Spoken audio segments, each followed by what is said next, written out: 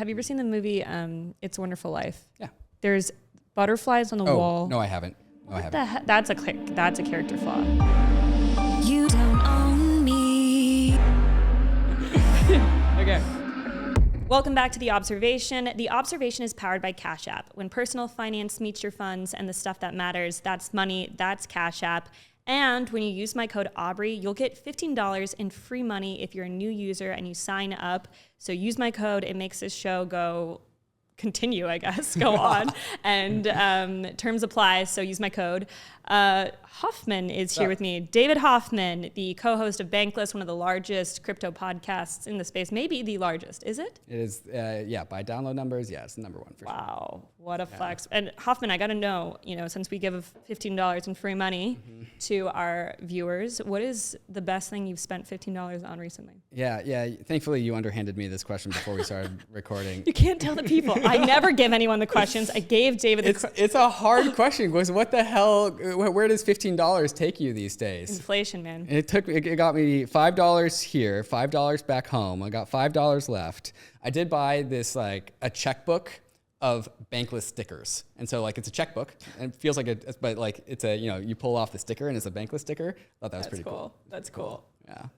And that was $15. One unit of them. Yeah, we bought a bunch of them. Yeah. What a plug. Look, we're already 30 seconds in. And we've already shilled Bankless twice now. He's plugging, and we also made a joke that he's going to come rug the Aubservation. Today we have a really great episode, potentially a controversial episode, as someone who comes from the Bitcoin space and has a lot of Bitcoin viewers. We were talking about the Ethereum merge that is happening next week, and we have probably the best person that you could talk about it with. So we've discussed it a little bit on the podcast. So the viewers obviously are aware. We also had a breakdown of our viewership the other day.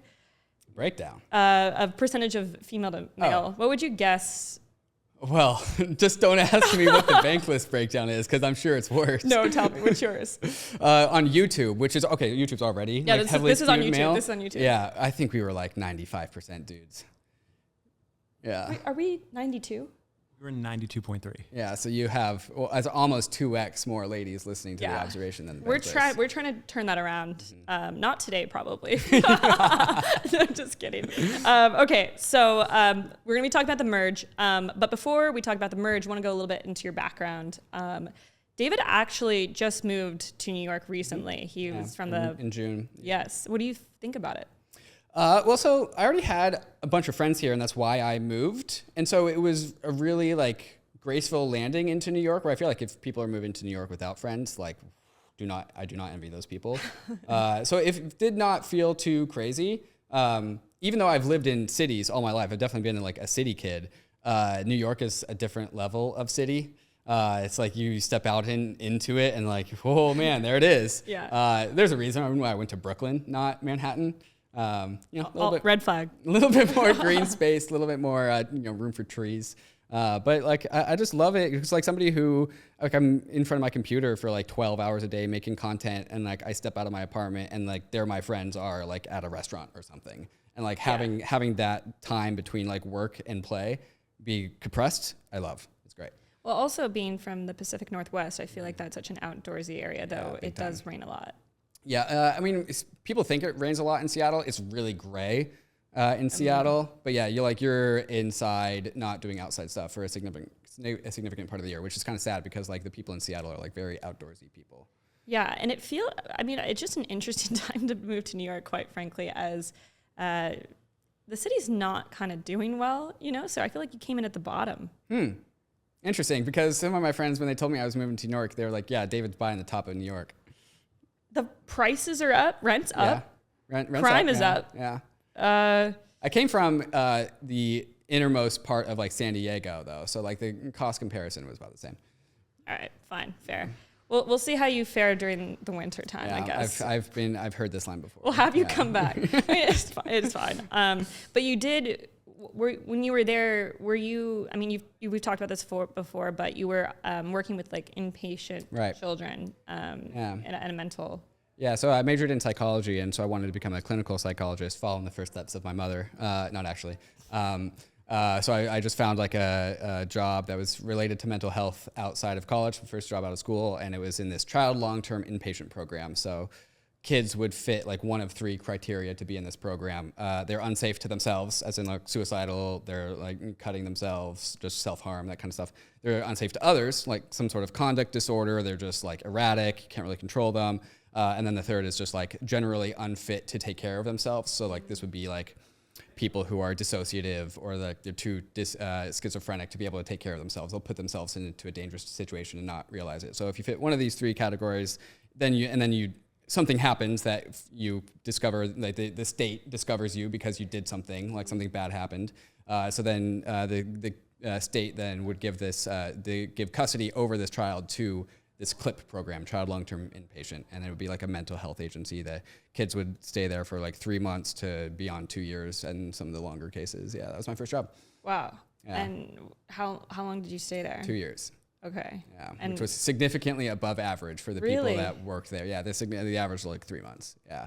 Oh my God. Wow, that must be so hard for the children, obviously, to see so many people cycle out. Yeah. So like the employees would be like in one of 2 camps. You like cycle out within 3 months, or like you're one of the long-termers. And so like there was like 4 other like coworkers that I had that were also like multi-generational CLIP employees. We were called counselors. Yeah. Wow. And so from there, did you like look for another career? Was crypto your next spot, or did you look at a few other things before you landed here? I did do a few other things before I found crypto. I became a personal trainer because I was really into mental health and how mental health can help you feel better and just like live a better life. Yeah. And then like going down that rabbit hole is like, well, you can't actually just you can't just feel better without also like thinking about like movement and just being healthy. And so it's like, okay, not only can I help people with like improve their mental state, but like improving their mental state, you kind of need to be healthy to do that, and you need to be fit. Like it's easier to have good mental health if you are also fit. So let's help people become fit. Like America's the fattest country in the world. Should be easy. But then you also get into nutrition. And so I was like trying to find some intersection between like physical movement, nutrition, and mental health. And like, how can I combine these 3 overlapping Venn diagrams into the same career path? And that took me into like the middle of 2017.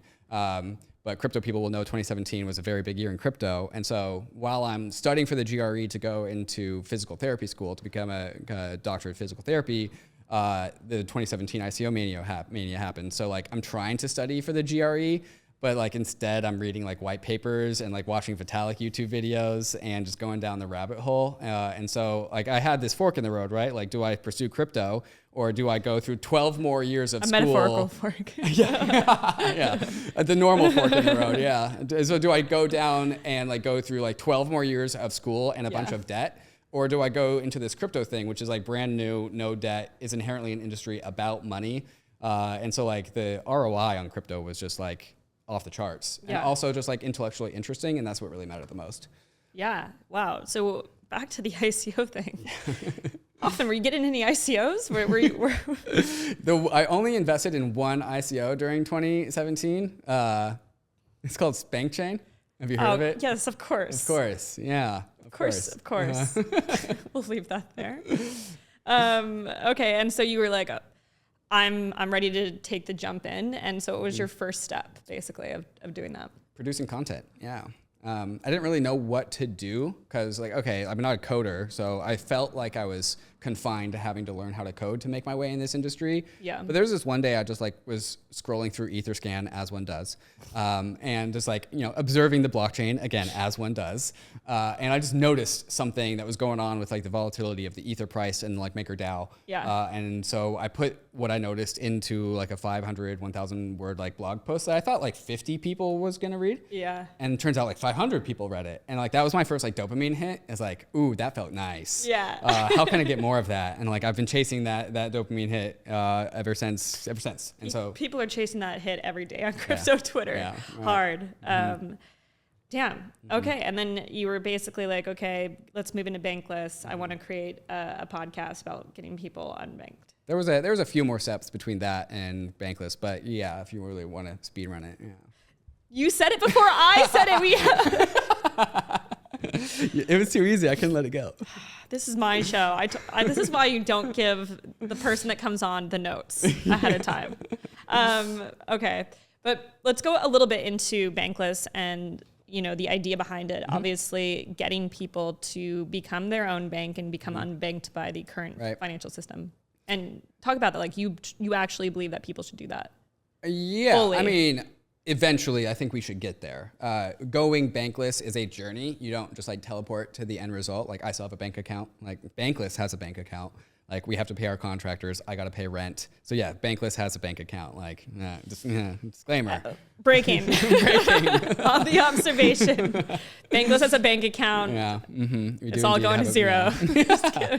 But it's about like there are like multi-steps in your journey of going bankless, right? Like the first one is that you first get your bankless bank account, which is like, your Bitcoin address, your Ethereum address. Like the next step is like you actually start to grow some of your net worth in your bankless bank account. The next step might be your bankless net worth passes your banked net worth, right? And then eventually you can go full bankless, which is, I actually think, not impossible these days. There are services and tools to let you do that. Like you can spend your debit card that's connected to an Ethereum address. Paying rent would be a little bit harder, but like every day it's easier and easier to like go bankless. And so Bankless, the company, is about this content media company that tells that story of like, hey, we're all as a society going bankless. So come listen to our podcast about it. Yes. We'll put a subscribe link and everything, all the details up. And how many shows are you doing a week right now? It fluctuates. Minimum is like 4. Maximum, the most I've ever done in 1 week is 10. Insanity. Yeah, it's quite. I think I have the ratio of team members. When was that? Was that like full bull market or? That wasn't actually too long ago. I've done 10 in a week twice now. One was at the peak of the bull market. Another one was like a couple months ago, just because it's just the way the scheduling fell. Oh, okay. Yeah. So, all right. Okay, now I can't say what I wanted to say. I feel bad. But let's speed run this. Is basically what Hoffman says all the time, and we've kind of turned it into a joke amongst friends. But let's talk about the merge happening next week. Is the date still September 15th? Yeah. 8 a.m. our time-ish, give or take a few minutes, but 8 a.m. Thursday morning. Yeah. Okay, great. So for people just tuning in or have not watched our previous episode, we've talked about the merge actually a little bit, just giving people some context. But basically, Ethereum is switching from proof of work to proof of stake. So the first thing that I kind of want to bring up here is the debate between proof of work and proof of stake, and your thoughts on that. Yeah, it's part of this debate, I feel like, is when people enter crypto, they just naturally fall into a certain camp, and the proof of work versus proof of stake camps is like one of the big ones. It's like proof of work just like resonates with a certain cohort of people, and these people generally then become Bitcoiners, right?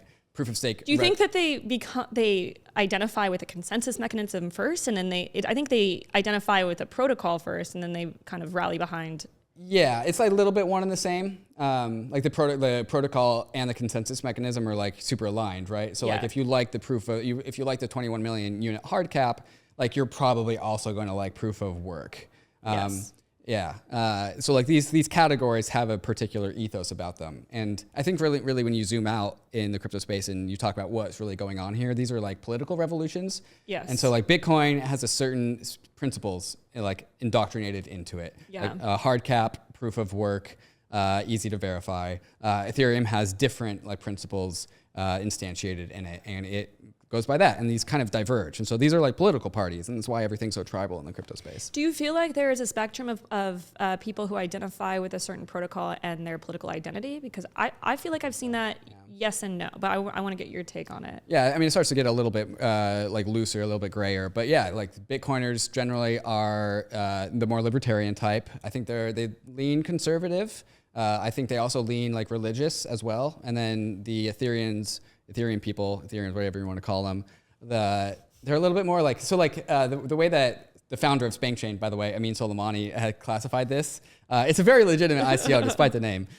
He called like the Bitcoiners the Spartans and the Ethereans the Athenians. And so the Athenians are like these hodgepodge group of just like, one is a carpenter, and one is like a shoemaker, and one is like a blacksmith. And then the Bitcoiners are the Spartans, and like, ooh, ha, ha. Like they're all banded together. Analogy. Yeah. And so there's a little bit more of like, I think, diversity in the Ethereum space than there are with the Bitcoiners. Bitcoiners, I think, is a little bit more of like a everyone kind of is chanting the same chant kind of thing. And let's just talk about that. You know, like, Sure. do you own Bitcoin? Are you do you hate Bitcoin? No. And you just have no interest in it? I mean, if Ethereum wasn't a thing, I'd probably be focused on Bitcoin. Yeah, but no, it's like Bitcoin has so much of the same properties that I see in Ethereum. I just personally think that Ethereum expresses them better.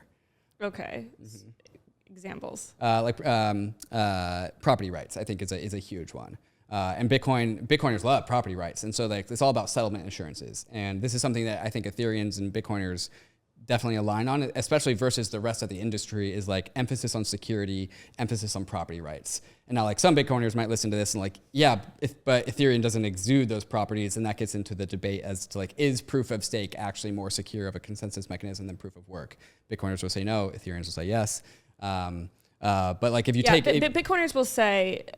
proof of work is more decentralized and more secure, and proof of stake is less decentralized and less secure. So what would you say to that, to the Bitcoiners watching? Yeah, so this is also going along with the argument that like proof of stake is the rich get richer argument, which that's the other argument they would also make. I think those are the same, very similar arguments. Yeah. Like security, in the crypto space, security and money are almost the same thing. Yeah. If your blockchain is highly secure, that L1 asset is very valuable. Those are the same things. Bitcoin and proof of work is that centralizing of security and decentralizing of BTC, the asset. Because miners have to sell Bitcoin in order to pay for their operations, they're diffusing Bitcoin. So like the ownership spread of Bitcoin becomes very, very distributed. And that's a great property. What happens is that as a result of that distribution, because miners are the privileged party here and that they're selling Bitcoin, that actually centralizes. And so the claim that like proof of stake is this rich get richer argument because of compound interest, I think that it's actually the inverse. So proof of work mining, anything that separates $1 of capital from $1 worth of security is a way where a place for economies of scale to be expressed. So like proof of stake is the most direct relationship between $1 of capital and like $1 of security. You put up $1 as capital in proof of stake. Bitcoin with proof of work, you need to invest money into like huge economies of scale. You need to invest in supply chains. You need to have like a bigger facility. You need to have stronger energy production. You have to buy all the ASICs. And if you have $10 million, you can make a large purchase of ASICs and get a discount because of that. Manufacturer will give you a discount for that large purchase. And so this just tilts things in the favor of well-capitalized individuals. And so like you can just think about like, sorry? Well-capitalized individuals that are miners, yes. right? And so like you can just like think about a thought of experiment, like how many hashes per like second are you going to get with $1 million investment versus $100 million investment? It's going to scale more than 100x. Yeah. But if you put like $1 million into proof of stake versus $100 million into proof of stake, you get the same yield. It's 4%, it's 4.2%, whatever the yield is. It's the same no matter what your capital investment is. And so the whole like compound interest thing and the rich get richer, it's actually the fact that the yield is controlled by proof of stake and it's forcibly everyone is getting the same yield is actually the opposite of the rich get richer. It's the rich, no matter what your capital investment is, it's the same return on investment. Yeah. And so this is why the proof of stake believers believe that proof of work inherently centralizes over time. Now, the argument then goes to like, well, proof of stake, there's no churn in the asset base, which proof of work definitely wins that. Big churn in the asset base, highly decentralized asset supply, but at the cost of security centralization. Ethereum, highly decentralized security, but centralization of the asset base. But the people that are now going to be staking, you know, obviously it's going to be people who have a lot of Ethereum. Right, yeah. So is that technically... that's large whales, people that can do that. You know, who are the people that are going to be staking now? Who do you think those people are? Yeah, so it's always going to be the people that have been with the protocol the longest, which are always inherently going to be the people that were able to buy Ether the cheapest. So the wealthier Yes, people. Yeah, because Ether went up, yeah. But there are like ways to democratize this, right? Like first off, the idea behind Ethereum specific proof of stake flavor, as opposed to like Solana or Avalanche, which are like highly centralized proof of stake, is that anyone can mine on a laptop or stake on a laptop. Yeah. And so like the hardware isn't an issue. You just need a basic computer and like a basic internet connection and some ETH, and you're ready to go. If you don't have 32 ETH, which is like the minimum to stake, then you can do something with like Rocket Pool or there's other technology out there called like distributed validator tech, DVT. Yeah. And so like you and 4 buddies or 8 buddies or like 30 buddies can like group all of your computers together and like collectively you have like 100 ETH between all of you. And you guys are staking as a group. Yeah. And so like that's a way to like democratize access to this thing. And so there is an actually the threshold for participating in this is really, really low. So like it actually doesn't matter how much ETH you have, you can find a way to stake. You don't really need If you have friends. If you have friends. Well, With if you don't have friends, you can also use Rocket Pool, and Rocket Pool will like pair you up. Like Rocket Pool is like a matchmaker service for wannabe stakers. Cool. Okay, let's go back to energy though. Sure. So the plan to switch over was always the plan. Always the plan. But was it always the plan because of energy, or was it the plan because proof of stake was the better thought out method? Yeah. I wasn't around for this part of Ethereum. This commitment to proof of stake was really established before the Ethereum blockchain really got started. So that's like 2014. Yeah. The energy conversation is like this thing is more green was definitely present in the earliest days of the proof of stake conversation. But I think the real motivation is fundamentally that people believe it to be a more secure consensus mechanism. And that's really the priority here is like Ethereum wants proof of stake because it's more secure. So going back to energy, the narratives right now by the mainstream media is saying that it's switching over because of energy. Right. Do you claim those? Are you like, yeah, sure, we embody that? Because Bitcoin right now gets a lot of flack for energy, but I think what is misunderstood is that, like, for example, like coal uses a ton of unclean energy, but then you have things like solar or like hydro, and then it's obviously a good form of energy. It's more about carbon footprint of that energy. So when people talk about crypto as a whole, they blanket the entire industry. They just say it uses a lot of energy. Like, okay, so does your Tesla. Like, what do you know what I mean? Like, so, was that technically like a large problem that you feel like you don't have to battle now going through? Like, as someone who is like, can I call you an Ethereum maxi? I don't really know what to call it. Other people do. Like when people call me an Ethereum maxi, like it does like trigger a little like exclamation point in my head. Do you hate it? I don't think it's accurate, but like I understand that it's like futile to fight against that. Like if like what would you want to be called? Hoffman, what do you want to be called? Like if we're gonna call me a maxi, it's like a decentralization maxi, but no one's gonna call me that. Like, oh, all those decentralization maxis out there. It's like, no, that's not a title. That's a terrible title. Can we just put like a Chiron on the end? The bottom is just like decentralization maxi in the show. No, just do Ethereum maxi. It's funnier. Okay, so I've capitulated to the title. So you feel like you don't have to combat that now, or do you feel like that's held our industry back? By energy? Just by like the mainstream media and most people don't understand energy consumption. For example, like Bitcoin and for proof of work, like people, it is like advantageous for miners to use renewables when mining in. And like at a given time of a year, it's like 40 to 70% of mining on Bitcoin is done through renewables. People don't talk about that. It's not a narrative that people want. You want to use the less energy always. And Bitcoin, there's a lot, whatever. But I'm just talking about like, in terms of what people understand about the crypto space. Like what would you tell someone who's watching the show that is new to crypto and they're like, yeah, I think crypto as a whole uses a ton of energy. Yeah. And how much energy like is Ethereum going to be using now?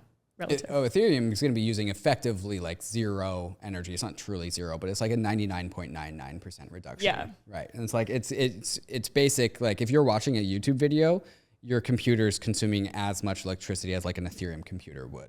Yeah. So like all the people watching on YouTube, like you are using an equivalent amount of energy as like an Ethereum node would be. Yeah.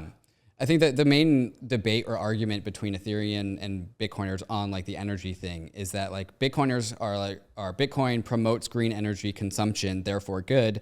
And Ethereans are like, the way to be green is to not consume. And I think that's really like the kind of the crux of the debate is like Bitcoiners like we are promoting the good kinds of energy consumption. And then the flip side argument is like, well, it's actually just greener just to like not consume any energy at all. But then we get into like a larger debate of like Bitcoiners would come back with like anything worthwhile deserves work and deserves energy and your money should be secured by energy at some point. And so like, because all systems actually. Right. And I think that it was here's something that we should parse apart here. Actually, I'd love to go back and forth on this. Bitcoin proof of work intentionally wastes energy to produce something of value, Bitcoin. But it is wasted. Like the Sudoku puzzle that's coming out of that isn't recycled into something. It is a proof of it's proof of waste. And like, yes, you get Bitcoin as a result of that, but the waste, it is wasted. Like that, the energy is consumed. Yeah, but if most of it is being done with clean resources, then it kind of nets out, right? Yeah. Yes. I was talking about this to my brother-in-law, who's like not a crypto person, but he gave me a take, which I'd love to pass to you. It's like, sure, Bitcoin produces and incentivizes green energy, and then it consumes all of that too. Like, and so it actually doesn't leave any green energy on the table for the rest of the world. Okay. A question I have for you then is like, do you believe that this is more of like zooming out, more macro, like do you think that things in your life are worth the energy, like a relationship? It needs to like, there needs to be work put in, your job, the show that you do, producing 10 things a week. And the proof of like, what's that? Carl Jung, one of my heroes. But then that associates to value, right? Right. Things you value, therefore equal energy that you should put forth for said thing. Right. What you do and the energy that you put forth out there, the things that you actually do for work shows who you really are, right? So you do believe that things that you care about deserve energy? Yes. I think we're twisting the definition of energy here. Well, I mean, all energy is energy. I think there's like, you have like the clunky Model T Ford that consumed energy, and now you have like the modern Tesla, which consumes energy and does way more output with that thing. Speaking of, not to go off the rails, but what are your thoughts on California? They banned combustion engines like 2035 or something? Yeah, basically making everyone switch over. I don't hate it. Like forced. Oh, you're for it? But it's very government. It's very top down. Yeah. I mean, but if we're going to do anything top down where the government like whips us into shape about something, it's got to be climate change. That we don't have the time for that topic. Yeah. Because we would go around and around. Okay, so let's go back to, we've talked about proof of work, proof of stake, but I think what people who are watching the show may not know is that gas fees are not going to change with this upgrade. So it's an upgrade, but the user experience actually doesn't feel any different. Correct, yeah. So thoughts? Yeah, so we had this once upon a time, we had this thing called ETH2. And ETH 2.0 would be proof of stake and sharding and like a few other things. And we would finally have proof of stake. We would finally have like cheap transaction fees. And then the core devs were like, actually, it's going to be easier if we like break this out and do this in chunks. And so the merge is the proof of stake chunk. Later, there comes data sharding. And there's also this thing called EIP 4844, which makes transactions super cheap.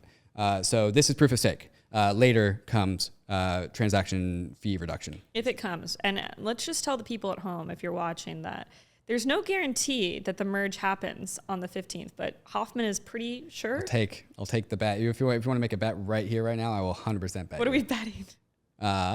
Dinner? Sure. Proof of stake happens. At what time? By the end of Thursday. Come on. We shook before we've actually like negotiating terms. We didn't. I want to do the 15th at 8 a.m. because that is what it is right now. It might fluctuate to 9 a.m., 10 a.m. I'll give you happening on 11:19 a.m. because that's the time I was born. Okay. I feel safe that it'll be merged by then. Yeah. All right, redo it. Okay, cool. Okay. But that also would I'll bring up a point here where like once Ethereum ships proof of stake, I think the naysayers who are like Ethereum doesn't ship anything, they don't have any like leverage left. Like Ethereum actually has started to ship EIP 1559, layer 2s, proof of stake. Like how many times do you want to bet against Ethereum? But okay, fine. This is my show now. Fine, Hoffman. But like let's just see if we get through whatever next week. One step at a time. Yeah. Okay. We're getting real spicy on the couch over here. We haven't seen anything yet. So like it's like I heard you say it on your podcast the other day, like the Hillary Clinton self. Right. Yeah, it's like all the Ethereum like proof of stake watch parties. Watch the blockchain break, and we're like, come out with victory. Yeah. But I love the enthusiasm and the confidence around it. So going into the next topic, so for like layer twos, their goal is to decrease fees. Right. That is where you get the cheap fees. Yeah. Yes. But obviously, like burning ETH makes it deflationary. So, like, where are you at on the whole debate of like what's good? Right. Ethereum as a design philosophy has always been to enable economic activity. So like the value of the ETH burn comes secondary to people being able to do things on Ethereum. The point of Ethereum is to not burn ETH. If we want to keep on putting this behind like Bitcoiner and Ethereum lens, like no, let's keep going. Bitcoin is meant to, the Bitcoin blockchain is meant to serve BTC, the asset, but Ether, the asset, is meant to serve Ethereum, the economy, right? And so this is what 4844 is. Ooh, didn't like that one. I'll let you go, but keep going. But okay, so EIP 4844, it does this thing where it really decouples layer twos from the layer one on like a fee perspective. So it's 4844 is like minimum viable extraction from layers to rollups to the layer one. And so that's like the minimum amount of fee you need to pay to have the full strength of Ethereum security to secure that rollup is what 4844 is. And so like rollups are like totally unhinged. They can just like take the brakes off of their scaling. They can have like sub 1 cent transaction fees and pay the minimum amount of Ether down to the layer one to make a layer one like state update to what's going on the layer two. And so it's really prioritizing like economies on the layer two to have minimum fees.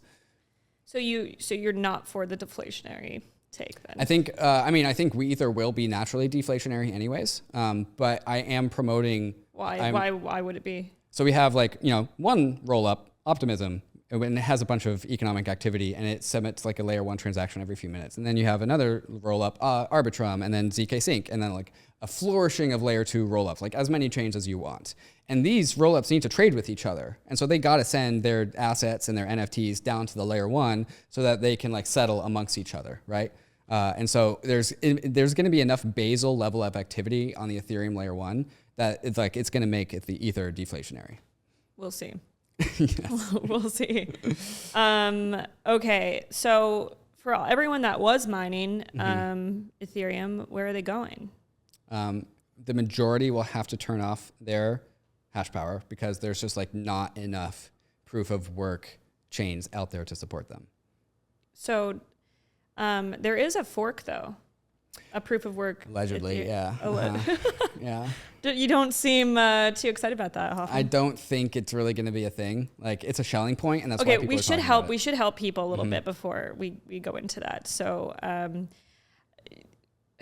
the one thing I did say prior to is like I do worry about people who like there's just so many scams in this space that will be happening around the merge. Probably, yeah. This potentially could be a scam. I always tend to feel like forks go to zero. I don't like it. Yeah, it feels scammy. It feels scammy. What are your thoughts? What is your advice to give to people? Yeah, the conversation of the proof of work fork that comes out of the proof of stake chain, because and like the reason why people are talking about it is because we know this thing exists. We have all the miners who are going to continue mining on the old chain because there's nothing else for them to do. Like they can't come to proof of stake. You guys left your homies stranded. Yeah. Well, we told them we were going to strand them when we started the blockchain. So yeah, it's been a little sad. Yeah. Ethereum miners, if you want something to mine, come our way.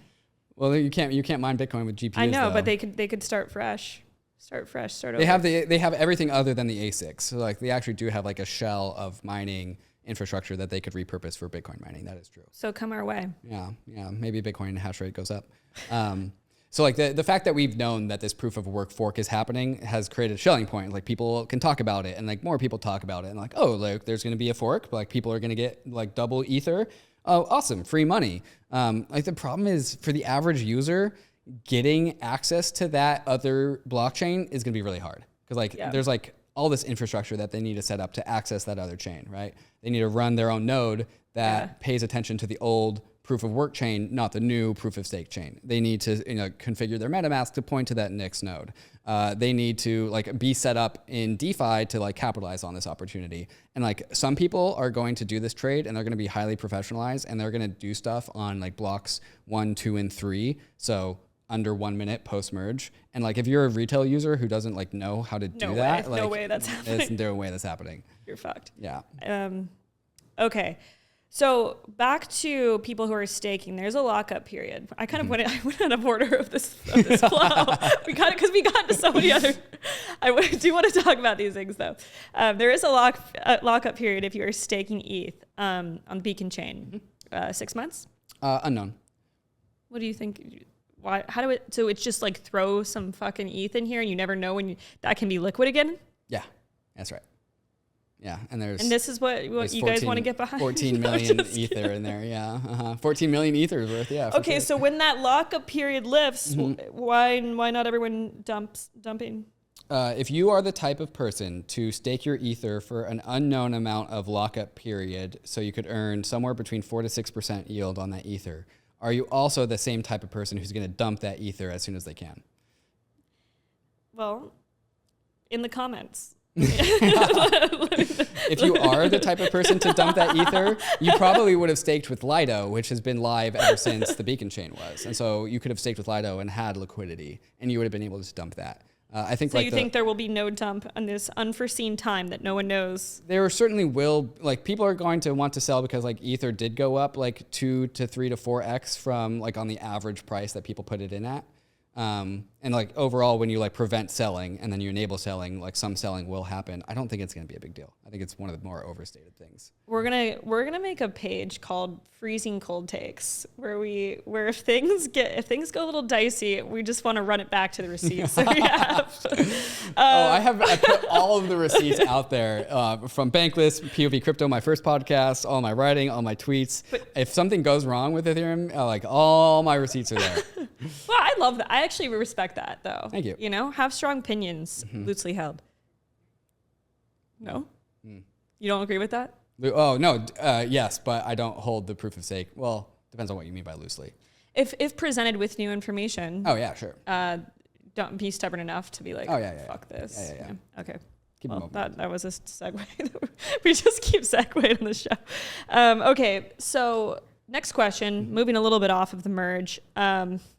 What role do you think that ETH has to play in Web3? And what are your thoughts on Web3 as a terminology? Has it done net good or bad for the space? It's like, so crypto was the word in 2017. Yeah. And then like it was good on the way up, bad on the way down, right? And this was the same thing with like Web3. I don't think crypto's ever been a good word. Yeah. Because the cryptic. Right. Oh, my dad said. Which just means hidden, I think, in Latin. Right. Yeah. But it doesn't really sound good. Right. My dad gave me the same take and it stuck with me. It's like crypto, it sounds so nefarious. It does. You guys should think of a new word. And I'm like, yeah, you're probably right. Well, yeah. Comms, something that I came into this space is a lot of times I just don't think we communicate well. And saying it's interesting, you know, coming into the content side of things. I was talking about on a show yesterday with someone who's like a content creator. It's like there's a lot of like, obviously devs are very, very important, but also communicating what your product is very, very important. And sometimes I think we use words that don't convey what things actually mean or misconstrued people to believe and use a lot of acronyms that are just too much. Terrible names in this industry. It's terrible. It's pretty bad. Yeah.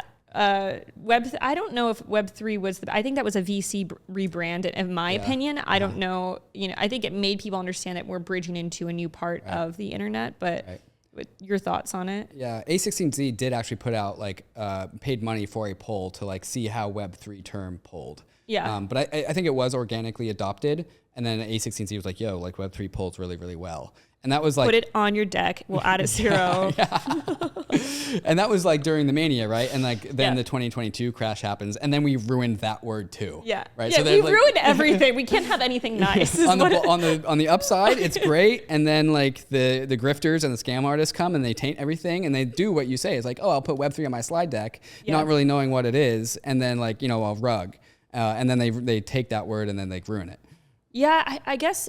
I think when the technology becomes mainstream, therefore there are other things that become mainstream. For example, you don't say like www dot slash a domain. People assumed domain name once said that. But I do think we have some really bad like non-fungible token. No one uses the word fungibility. I've only used it when I talk about Bitcoin. Right. I had to learn that word when I learned about crypto. Yeah. And it's kind of very crypto focused word. Yeah. And then it's just not good. It's not good. I don't know. I'm trying to think of other words that sharding. I don't like it. I think it sounds like sharding. Oh, we don't. Yeah. You don't even need to say it. Everyone knows that. Well,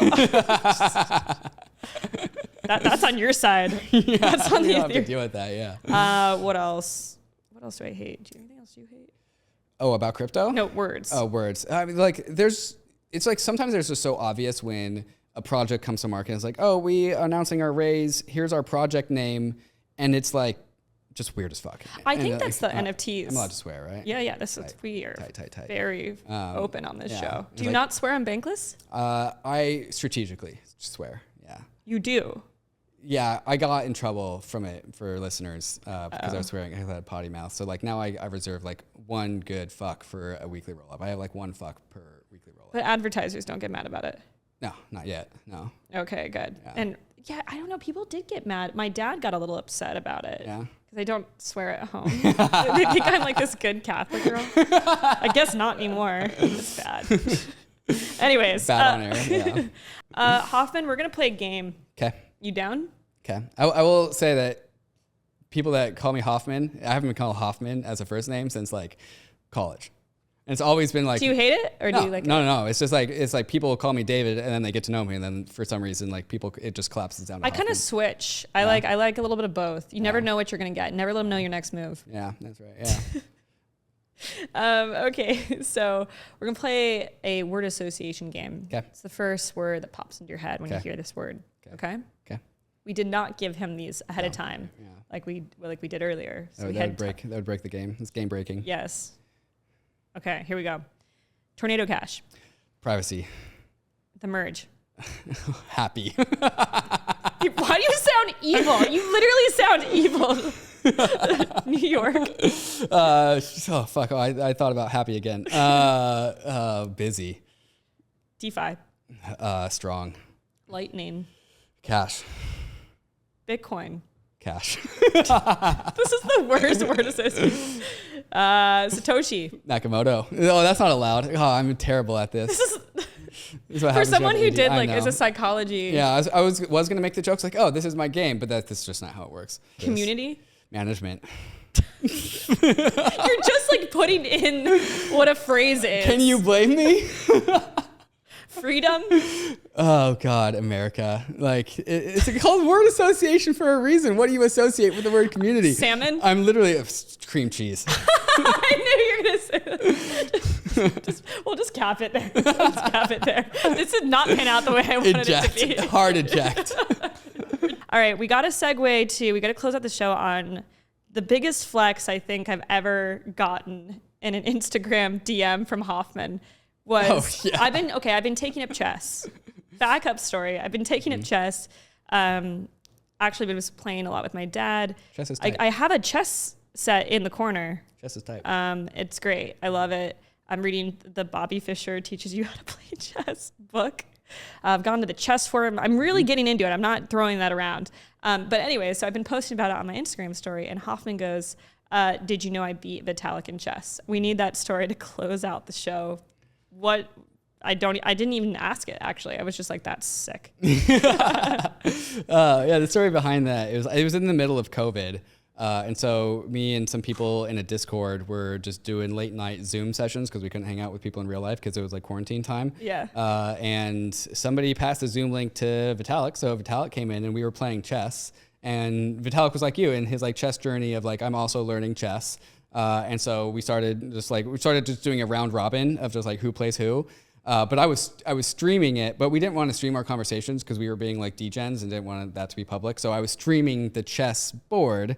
And I just like took screenshots of people's faces and put it like, all right, Vitalik's up here, like this person's down here. Like Cyrus Unessi was here, a few others. And like the viewers on YouTube were like, wow, they're really still. And then it took them like minutes to realize that it's like a screenshot. Yeah. And so we're just all playing each other. And like everyone wants to play Vitalik, obviously, but like also people want to be respectful and like allow other people to play.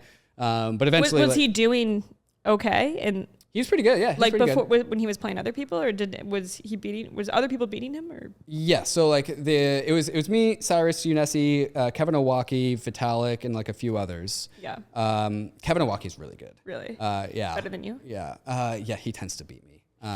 Asshole. Vitalik, you could tell Vitalik was still like in training. Yeah. And so like Vitalik's a giga brain, but like it doesn't mean he's naturally good at everything that he does. Like he also has to practice. Like he's immortal. And so I just like said, eventually it came my turn to play Vitalik, and like I've got like 10,000 games of chess under my belt. And so casual flex. Yeah, Flex casual more on flex. my show, Hoffman. Yeah. Bankless just comes to the observation and goes Just a flex. off. I'm sorry. It's so No, easy. I'm just okay. Yeah. So then, it came time for me to play Vitalik, and yeah, I beat him. so it's not that impressive because he was a novice at chess. Yeah, I didn't tell you that when I was in your DMs. You tell the story a different way. It's all about how you tell the story. Yeah, right. All right. Well, Sorry, I did not give you an epic ender of a story on the show. no, it's fine. That's actually how I want you to go out on a nosedive. It's so evil. But thank you so much, David, for coming on. Thank you for hosting. And I'll see you back here next time. Good luck and Godspeed. Pew pew pew. Salute emoji. I look like the salute emoji a little bit with my yellow jacket. Yeah. Mm-hmm. Yeah. Okay, cool. You don't